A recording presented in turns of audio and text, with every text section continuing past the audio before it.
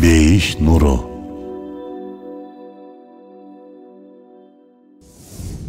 Пайгамбарыбыз саллаллаху алейхи ва саллям кайсы мазхабты карманчу? Айтыңызчы, Пайгамбарыбыз саллаллаху алейхи ва саллям кайсы мазхабты карманчу? Бул суроо аябай амалкөй, саясий бир суроо. Себеби Пайгамбарыбыз саллаллаху алейхи ва саллямдын убагында мазхаб жок эле деп жооп берсең, анда азыркы 4 мазхаб кайдан чыкты дешет. А эгер ушул мазхабты карманчу деп бир мазхабты айтсаң, анда жалган айткан болосуң. Унчукпай коюу менен да маселе чечилбейт. Бирок биз баары бир жооп беребиз иншалла. Бул амалкөй суроого мисал менен жооп берели. Пайгамбарыбыз саллаллаху алейхи ва саллям кайсы мазхабты карманчу? Мисалы, бир булактан 4 түстүү суу агып чыгып, көлмөгө куюп жатат дейли. А көлмөдө ал суу аралашып кайра 4 канал аркылуу ар бир түс өз-өзүнчө агып чыгып жатат. Бирөөсү көк, бирөөсү кызыл, бирөөсү сары, бирөөсү болсо жашыл. Мунун баарын четте карап турган киши бул көлмөнүн түсү кандай деп сураса, биз сары десек да, жашыл десек да, кызыл десек да, көк десек да туура эмес айткан болобуз. Себеби көлмө жогордагы түстөрдүн бирөөсүн эле эмес, тескерисинче өзүнө бул 4 түстүн баарын камтып турат, алып жүрөт. Ар бир түстөгү канал өз жөндөмүнө жараша көлмөнүн бир түсүн алып чыгып көрсөтүп жатат. Дал ушул сыяктуу Пайгамбарыбыз саллаллаху алейхи ва саллям да Аллахтан жөнөтүлгөн булак сыяктуу, вахийдин, башкача айтканда Аллахтан келген өкүмдөрдүн көлмөсү сыяктуу. Ал өкүмдөр Пайгамбарыбыз саллаллаху алейхи ва саллямда чогулуп, андан ары ар бир каналдан суу өз-өзүнчө чыккан сыяктуу мазхабтар аркылуу бөлүнүп чыгып бизге жетүүдө. Ар бир мазхаб Пайгамбарыбыз саллаллаху алейхи ва саллямдын өкүмдөрүнүн бир тарабын биздин жашообузга ыроо болуп жатат.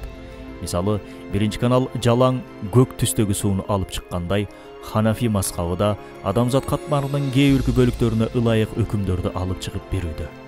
Берги мазхабтарда дал ушул сыяктуу. Демек, Пайгамбарыбыз саллаллаху алейхи ва саллям Ханафи, же Шафи, же Ханбали, же Малики эмес. Ал саллаллаху алейхи ва саллям бул мазхабтардын өкүмдөрүнүн баарын жашоосунда камтыган. Кудум көлмө 4 түстү өзүнө камтыган сууну алып жүргөндөй. Пайгамбарыбыз саллаллаху алейхи ва саллям кайсы мазхабты карманчу?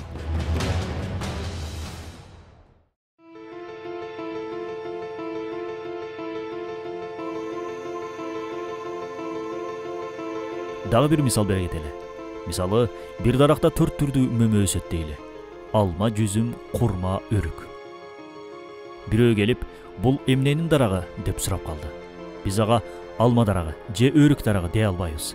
Жүзүм дарагы же курма дарагы да дей албайбыз. Себеби бирөөсүн айтсак башка мөмөлөрдү четке каккан болобуз. Бул дарак өзүндөгү бир да мөмө менен аталбайт. Себеби ал бир эле мөмөнү өзүнө камтыган эмес, тескерисинче бүткүл мөмөлөрдү өзүнө камтый алган мojиза болуп саналат. Пайгамбарыбыз саллаллаху алейхи ва саллямда дал ушул дарак сыяктуу мojиза.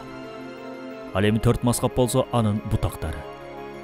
Ар бир мазхаб бутактарында пайгамбарчылык өкүмдөрдүн мөмөлөрү бар. Демек, Пайгамбарыбыз саллаллаху алейхи ва саллям бир мазхабты карманып эле жашаган эмес.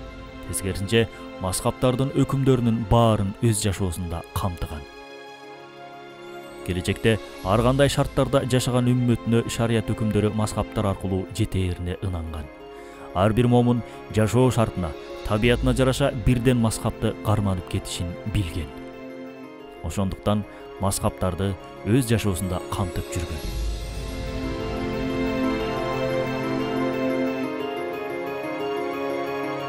Чынында мазхабка тиешелүү суроо учурдун маанилүү суроолорунан болуп саналат. Көптөгөн талашууларга себеп болууда. Ошондуктан кийинки видеолорубузда эмне үчүн 4 мазхаб бар деген суроого жооп издөөнү эп көрдүк. Жообуна кызыктар болуп жатасызбы? Ролик Рисале-и Нур аттуу Курандын тафсиринин маанисинен алынды. Бейиш нуру.